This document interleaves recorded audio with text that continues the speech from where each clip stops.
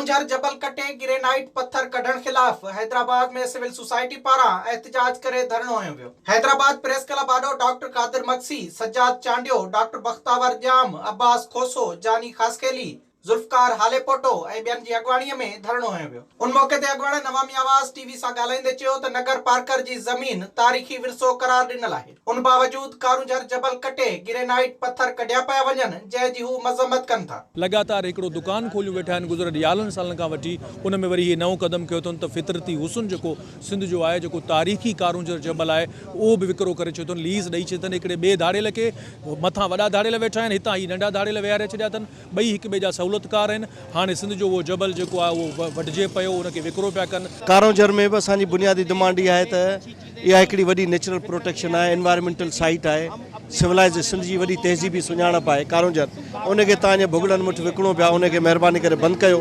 सिंध हुकूमत खे अपील था कयूं त इनखे यूनेस्को साइट डिक्लेयर कनि, इनखे कल्चरल साइट डिक्लेयर कनि। 1980 में थरपारकर सॼो तव्हांजो वाइल्ड लाइफ सेंचुरी डिक्लेयर थियल आहे, त पोइ हीअ कहिड़ी मश्करी आहे जो तव्हां अची करे जेको तव्हां इहे खणो था।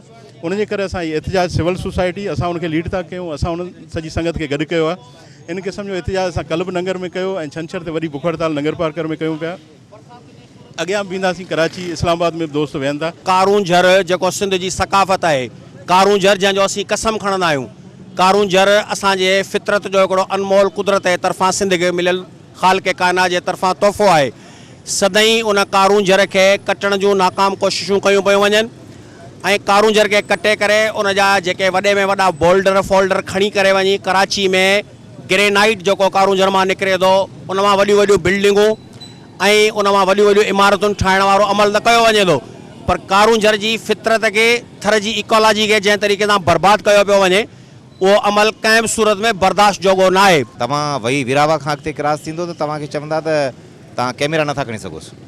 कैमरा खणण जी तव्हां माण्हू जेको मक़ामी आहे उनखे इजाज़त न आहे, पर असांजो पंहिंजो जेको कीमती पत्थर आहे, उन कीमती पत्थर खे भुगड़नि मिठ ते नीलाम पियो कजे। हीअ रुॻो कारूंझर जो इशू न आहे, सॼी सिंध जूं ज़मीनूं भुगड़नि मिठ ते वञनि पियूं। कारूंझर खां वठी काछो, कोहिस्तान, जंहिं पासे ॾिसो जेके बि असांजूं प्रॉपर्टीज़ आहिनि, सिंधियुनि जूं जेके प्रॉपर्टीज़ आहिनि उनखे नीलाम कयो पियो वञे। कारूंझर जबल जो खोटाई बंदि कयो महिरबानी करे, न त असांजो हीअ एहतजाज ओवरऑल सिंध ताईं वसी थी वेंदो ऐं इन जी वॾी जेको आहे साज़िश खे नाकाम बनाईंदासीं।